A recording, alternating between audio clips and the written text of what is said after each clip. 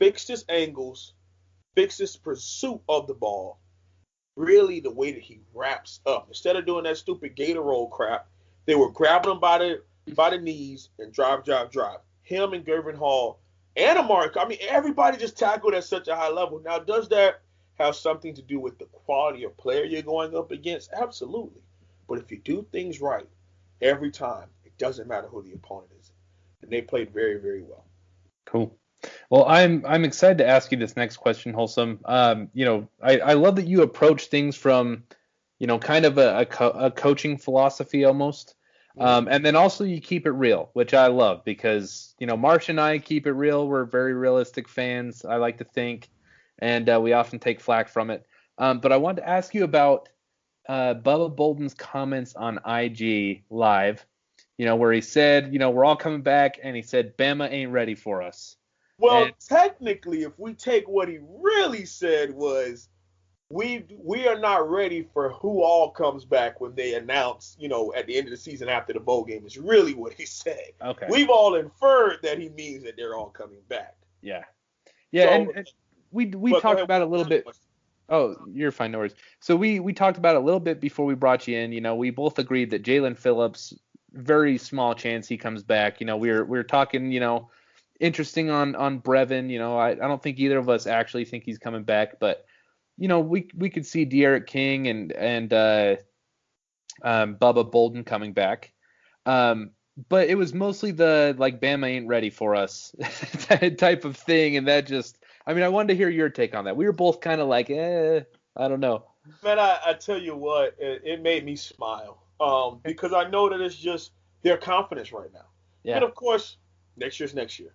Has nothing to do with what we do this year, has nothing to do with, even what we did against Duke has nothing to do with the outcome of the UNC game on Saturday. It's just, it doesn't work like that. As much as people think that it does, it truly doesn't. At the highest level, man, it's so many different intricacies that happen in 60 minutes that really have an outcome of the game that has nothing to do with what you did a week before. So I think they're just so confident in the way that they're playing right now. And I hope that in his comments, it wasn't, because people can dissect comments a lot. Not saying you all are, but our fan base has a way of just taking something this small and making it the size of the state of Florida. It's just how they do things. But I think he's just super confident at the level that they're executing. His excitement for him making his, because in my unhumble opinion, I think he has made the decision that he's going to come back. And he's going to do all that he can to influence the West Coast Canes to want to come back and play with him and finish it out the right way. I think he's just super happy about that. So he was just projecting that, on an Instagram Live. But yeah, I could see that, maybe he made that decision to himself and then was pretty hyped and hop on Instagram Live and then, was talking just because he had committed to himself to come back. So I can see where you're coming from with that. Now, if we go down a line of players, what I try to do on my channel is not talk about NFL time until it's NFL time, because I think that's been a huge problem in the fan base too, is that energy. Funny. Everybody talks about how Jalen was doing so good, Jalen Phillips making all these plays, and magically, the same week everybody's hyping him up, he goes 4th overall in this mock draft, and it becomes like front page Miami Hurricanes news to talk about Jalen Phillips and his production. Instead of us understanding, if he played for any of the big-time schools in the top 4, top 5, they wouldn't be discussing that. Why? Because the season isn't over. Yeah. We play a role in this when we put energy into certain things. And, of course, not just saying this is just conversation on a podcast, just for sure. Discussing. But I'm speaking through this podcast to our fan base. We got to be a lot more educated with the energy we put towards things. Okay? Yes, he's played really well. A very good Virginia Tech game, a dominating Duke game. That young man has to, in my opinion, be a Miami Hurricane next year. Not because I know that he would dominate, not because I know that he would do well, but he has less than 100 collegiate snaps. I think I want to say maybe it's like 110, 112.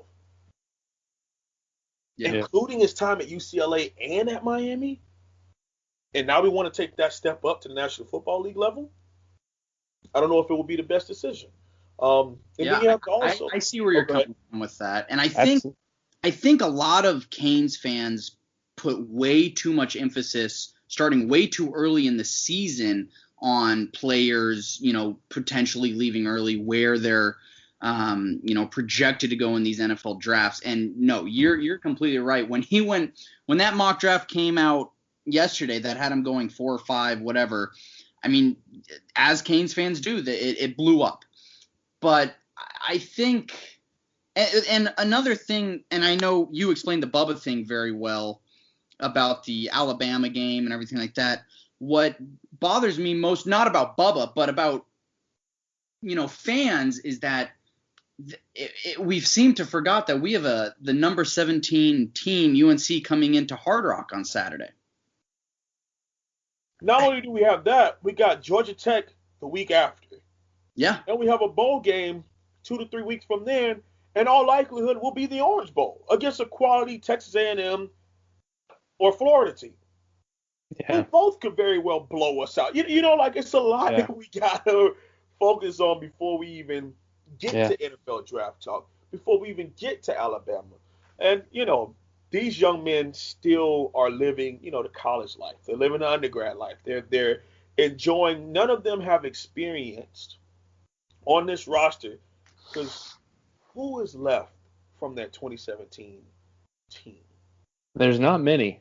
There's not many left. And I don't think if McLeod and who else is there? That's what I'm thinking. Maybe B.J. Jennings, or was he class of 2018? Mike Harley was on that team. Mike Harley, Corey Gaynor, Navon Donaldson. Yeah. I mean, but not too many of them have experienced this level of play. Yeah. Not too many of them have experienced going how many games undefeated before Clemson, and now just as many games after Clemson undefeated. They've never felt that before. Yeah. So now they know what it feels like to put in all that work, and it comes out on the other end with victories, especially because last year they put in work. Probably not the same level of work, probably not the same level of effort or attention to detail, but they did put in work last year, and it equated to nothing but catastrophic disaster, unless you're talking about the Tallahassee game, which we all love. My favorite thing is that you never refer to FSU as FSU. It's always Tallahassee. I think that's awesome. I might have to borrow that from you. Would you be offended if I borrowed that from you? No, man. No. You don't even have to tell them that I started it. It's just something I do. It started out because I have family that went to FAMU. And Marsh went there for like a semester, if you ask him.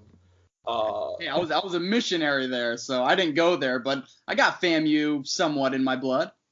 Right, we'll go with that one. And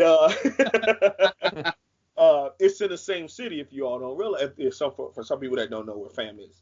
If you listen to this podcast and you're a Floridian or Miamian and you don't know what FAMU is, you got problems. But either way, it's an HBCU up there, and I have family that went there, graduated from there. Played in the band, played ball there, whatever. And I would always refer to Tallahassee as that other school in Tallahassee, not FAM. But that's a lot to say over and over and over. And I would always say that FAM's the only school up there recognizable, yada, yada, yada. Yeah. So then I just slimmed it down. So whenever I refer to that school, instead of stealing what Ohio State says with the team up north, I just say Tallahassee. I used to say Trailerhassee, but that's a little kiddie, so I just stuck to Tallahassee. Yeah. I love it. Okay, so Saturday, it's a huge game. It's another revenge game. Obviously, we dropped the game against the Tar Heels last year in a heartbreaker. They're coming in with an explosive offense. Sam Howell, I have been very high on since he, was a true freshman. They have an explosive running attack. They have good receivers. How are you feeling defensively about this game? And do you think that we need to put – someone asked me this today, and I didn't really have an answer for them.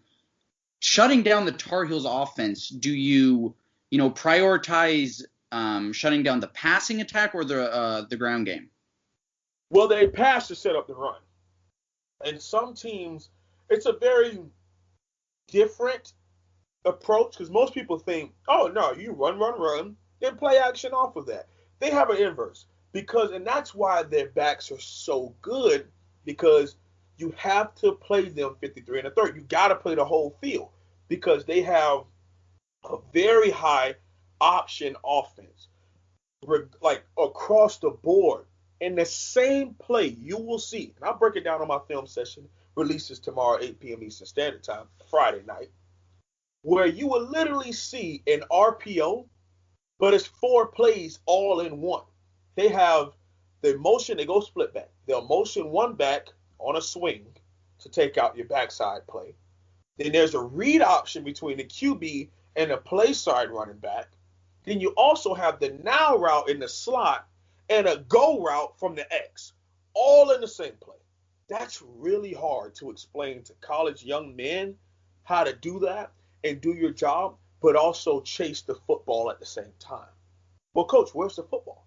I don't know. It's so many. So it's really do your job you gotta be able to be assignment sound playing a team like UNC, because there's so much going on all at one time.